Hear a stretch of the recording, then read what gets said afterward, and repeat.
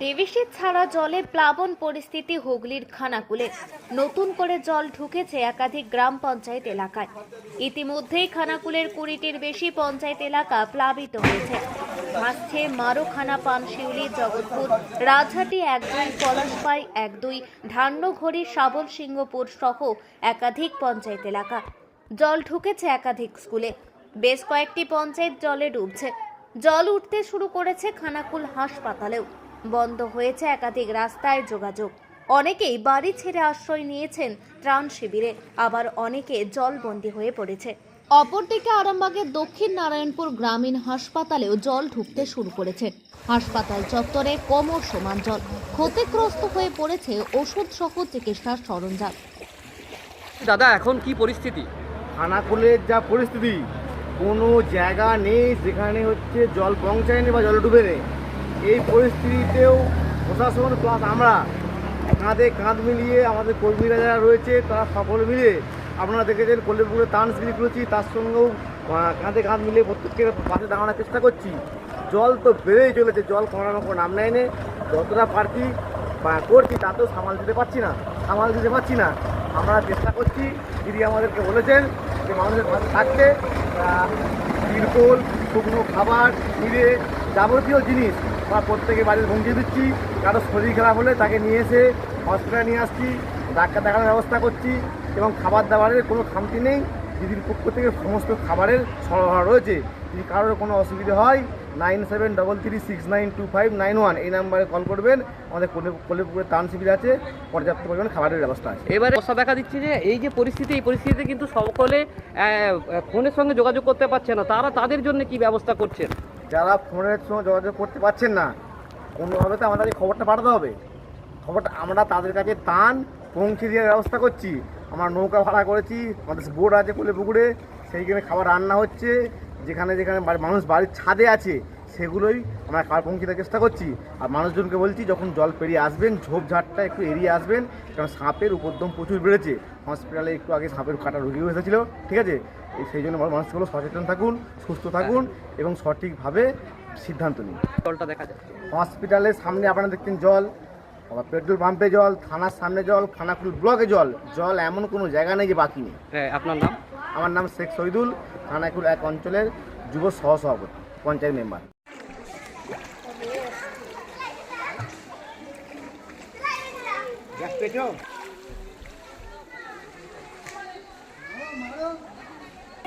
এখানে কিন্তু বন্যা জল আসেনি, এটা ডিবিসির জলটা আসছে। এটা কোথা থেকে?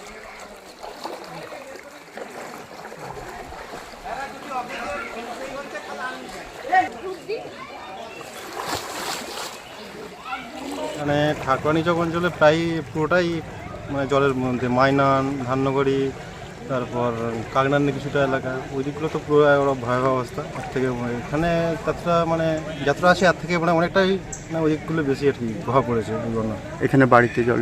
হ্যাঁ, প্রতিটা বাড়ির ভিতরেই 1 কোমর করে জল। আর ওই দিকের বাড়িগুলো সব? হ্যাঁ, পুরো সব একতলা করে তো প্রায় সবাই ডুবে গেছে। একতলা হাইটে। এই জলটা কোথা থেকে আসছে? জলটা ডিবিসির এদিক দিয়ে জল আসছে এবং কাকনানে একটা হানা পড়েছে, তারপরে ধান্যগড়িতে একটা হানা পড়েছে।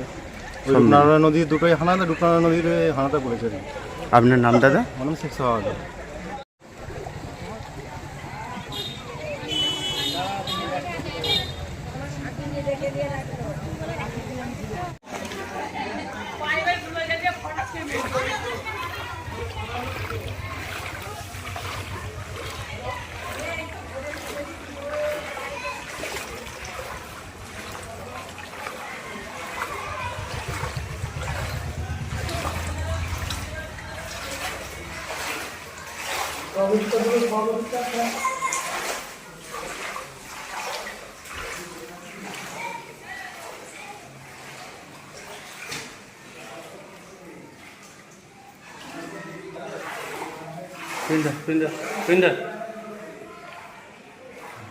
দাঁড়াও।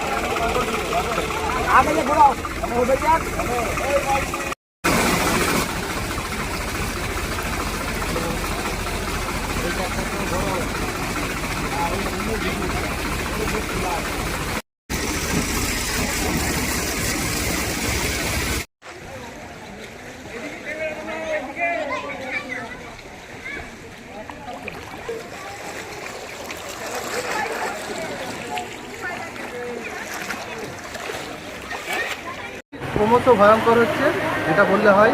গতকাল পর্যন্তও তো খুবই ভয়াবহ পরিস্থিতি ছিল। আজকে যত বেলা গড়াচ্ছে জলের পরিমাণ ধীরে ধীরে বাড়তেই থাকছে, কমার তো কোনো লক্ষণ নেই। তবে মনে হচ্ছে আজকে আরও মানে খারাপ দিন আমাদেরকে দেখতে হতে পারে, যা পরিস্থিতি চলছে। বাড়িঘর ধরে পাশাপাশি আর কি কি ডুবেছে যেগুলো পরিষেবা পাওয়া যায়? বাড়ি ঘর দোর পাশাপাশি মানে আপনি যেই দিকে তাকাবেন খানাকুলের সর্বত্রই ডুবে গেছে। টোটাল রাস্তাঘাট কোনোটা শুধু এই খানাকুল বাস স্ট্যান্ডের, শুধুমাত্র বাস স্ট্যান্ডের ফাঁকা রাস্তাটা এখন পর্যন্ত জেগে আছে। আনুষঙ্গিক হসপিটালের সামনে সেখানেও জল, থানার সামনে আপনারা দেখতে পাচ্ছেন সেখানেও জল, পেট্রোল পাম্প যেগুলো রয়েছে সেইগুলো সমস্ত কিছু ডুবে গেছে। কোনো জায়গায় মোটামুটি ডুবতে বাকি নেই। পাকা রাস্তা ওভারফ্লো হওয়া শুরু অলরেডি বিভিন্ন জায়গায়, যেগুলো উঁচু। আমরা সচরাচর আমার এত বড় বয়স হচ্ছে যে দেখিনি যে জল সেই জায়গা দিয়ে উপর উপচে যাচ্ছে, কিন্তু বর্তমানে এমন পরিস্থিতি হয়ে গেছে সেই জায়গাগুলো দিয়েও জল উপর দিয়ে ওভারফ্লো হয়ে যাচ্ছে। যে বাড়িগুলো ডুবেছে তাদের প্রত্যেকেরই পরিস্থিতি মানে এখন কি বলুন তো, পাকা কাঁচা সব বাড়িরই পরিস্থিতি খারাপ। কাঁচা বাড়ির পরিস্থিতি তো খুবই খারাপ। তারা এখন আপাতত রাস্তার ধারে ধারে ছোটো ছোটো টেন্ট করে তারা উঠে এসেছে। তারা সেই জায়গাতেই যতটুকু বাঁচার চেষ্টা করা যায় সেইভাবে চেষ্টা করছে। সেইভাবেই তারা আপাতত তাদের মোটামুটি জীবনটাকে মানে কীভাবে আগিয়ে নিয়ে যাওয়ার চেষ্টা করছে। আপনার নাম? আমার নাম শেখ জুম্মা আহমেদ। গণেশ চতুর্থী ও বিশ্বকর্মা পুজো উপলক্ষে একমাত্র বাজাজের অনুমোদিত ডিলার আরামবাগী অটো বাজার বাজাজ নিয়ে এলো অভিনব অফার। প্রতিটি গাড়ি ক্রয়ের সাথে আপনি পেয়ে যাবেন smart watch, raincoat, Bluetooth speaker অথবা ক্যাশ ডিসকাউন্ট। প্রতিটি গাড়ির সাথে আপনি পেয়ে যাবেন রোড সাইড অ্যাসিস্ট্যান্ট। এখান থেকে গাড়ি নিলে আপনি পেয়ে যাবেন 0% রেট অফ ইন্টারেস্ট ও তার সাথে 100% লোনের সুবিধা। বহুদিনের প্রতীক্ষার পরে আমরা পেয়েছি বাজাজের স্কুটার চেতক। একই ছাদের নিচে আপনারা পেয়ে যাবেন সেলস, সার্ভিস এবং স্পেয়ার পার্ট। আর প্রতিটি গাড়ির সাথে আপনি পেয়ে যাবেন হেলমেট, সিট কভার, পেট্রোল।